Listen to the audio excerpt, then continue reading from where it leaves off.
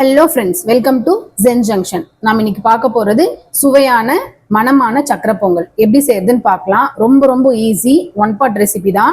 But இதை செஞ்சீங்கன்னா இதே மாதிரி அளவில் அப்படியே செய்வீங்க. வீட்டில் அடிக்கடி கேட்பாங்க. Let start. இதில் 50 ml எந்த எண்ணெய் வேணாலும் யூஸ் பண்ணிக்கலாம். நான் யூஸ் பண்ணியிருக்கிறது கடலை எண்ணெய். அப்புறம் அதே அளவுக்கு 50 ml நெய்யும் சேர்த்துருக்கேன். இப்போ நாம் முந்திரியை சேர்த்துடலாம். நல்லா சேர்த்துட்டு ரெட்டிஷ் ஆகிற வரைக்கும் வறுத்து எடுத்துக்கலாம். 3 ஏலக்காய் நல்லா வறுத்துக்கலாம். கலந்து விட்டுக்கிட்டே இருக்கணும், இல்லை ஒரே சைடு மட்டுமே ரெட்டிஷ் ஆகிடும், சீக்கிரமாக தீஞ்சிடும்.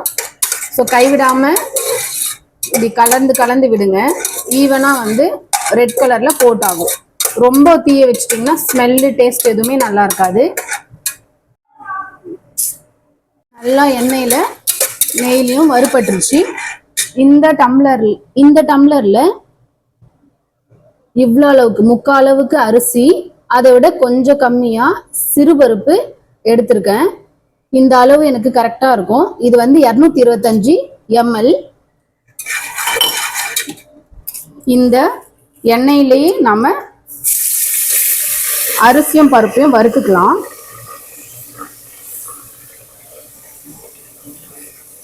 நல்ல ஒரு மனம் வரும் நெய்யில வறுக்கிறச்ச.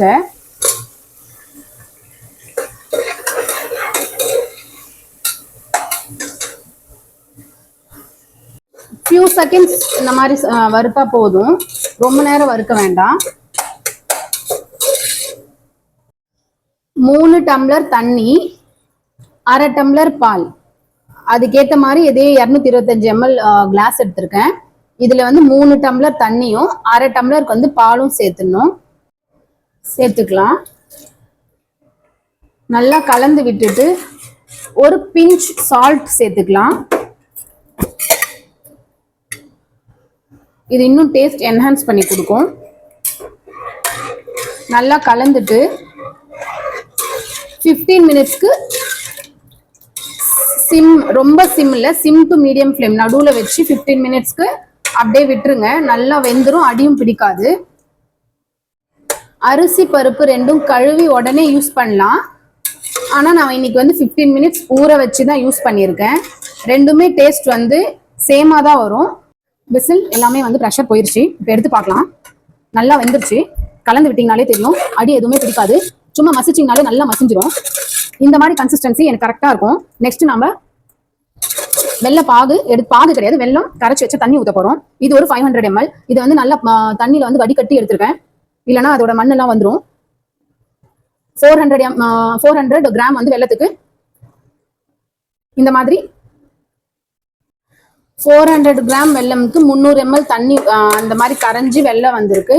இப்போ நம்ம நல்லா கலந்து விட்டு பச்சை ஸ்மெல் போற வரைக்கும் கொதி விட்டுடலாம். எல்லாமே கலந்து ஒரு நல்ல ஒரு கன்சிஸ்டன்சி அண்ட் டேஸ்டோட வரும். இதுக்கப்புறம் நம்ம எதுவுமே கலக்க வேண்டாம். இதை கொஞ்சம் மூடி அப்படியே விட்டுடலாம். அடுப்பை சிம்க்கும் மீடியம்க்கும் நடுவில் அதே மாதிரி வச்சுடுங்க. வச்சுட்டு ஒரு 10 மினிட்ஸ்க்கு விடுங்க. அதுவாக நல்லா பச்சை ஸ்மெல் போயிட்டு நல்லா மேலே பாகு மாதிரி வந்துடும். அப்போ ஆஃப் பண்ணிடலாம். விசில் எதுவுமே கொடுக்கல, ஜஸ்ட் சும்மா மூடியிருக்கேன். இப்போ ஓப்பன் பண்ணி பார்க்கலாம். இதுதான் நான் சொன்ன மாதிரி கோட்டிங். இந்த கோட்டிங் வந்ததுக்கு அப்புறம் கீழே எதுவுமே அடி பிடிக்காது, நல்லா கலந்துருச்சு. இப்போ லைட்டாக இந்த மாதிரி கன்சிஸ்டன்சியில் இருக்கு இல்லைங்களா, கொஞ்சம் அப்படியே விட்டுட்டிங்கன்னா எல்லாமே இறுகி நல்ல ஒரு டேஸ்ட் கிடைக்கும். நான் சொன்ன அளவுலேருந்து எதுவுமே மாற்றாதீங்க, கரெக்டாக இதே மாதிரி பண்ணுங்க. நீங்களும் சூப்பராக சக்கரை பொங்கல் செய்யலாம். சக்கரை பொங்கல் ஸ்டார்ட் பண்ணுற வரைக்கும் எனக்கு ஐயோ அது எப்படி வரும்னு தெரியலையே, பயமாக இருந்தது. செய்யாமலே அப்படியே விட்டு வச்சுருந்தேன். அதுக்கப்புறம் செஞ்சு எனக்கு இந்த அளவு கரெக்டாக டேஸ்ட் மனம் எல்லாம் சூப்பராக இருந்ததுனால நான் எப்போ செஞ்சாலும் இதே மாதிரி தான் செய்வேன். பொங்கல், அதுக்கப்புறம் தீபாவளி, எல்லா ஃபெஸ்டிவலுக்குமே சக்கரை பொங்கல் செய்வோம். ஸோ நான் இந்த மாதிரி தான் செய்வேன். நீங்கள் ஷுவராக ட்ரை பண்ணிவிட்டு எனக்கு கமெண்ட்டில் சொல்லுங்கள். அப்புறம் வீடியோ குவாலிட்டி எப்படி இருக்குன்னு சொல்லி எனக்கு கமெண்ட்டில் ஃபீட்பேக் கொடுத்தீங்கன்னா நான் கொஞ்சம் இம்ப்ரூவ் பண்ண எனக்கு ஹெல்ப்ஃபுல்லாக இருக்கும். தேங்க்யூ ஸோ மச் ஃபார் வாட்சிங். Subscribe to Zen Junction. Like, share and comment. Bye-bye. எத்தனை பேர் வந்து சக்கரை பொங்கல்ல வச்சு சாப்பிடுவீங்கன்னு சொல்லுங்க. வியர்ட் காம்பினேஷனா இல்லை எல்லாருக்குமே பிடிக்குமான்னு தெரியாது. எங்கள் வீட்டில் நாங்கள் இப்படி தான் சாப்பிடுவோம். செம்ம டேஸ்ட்டு.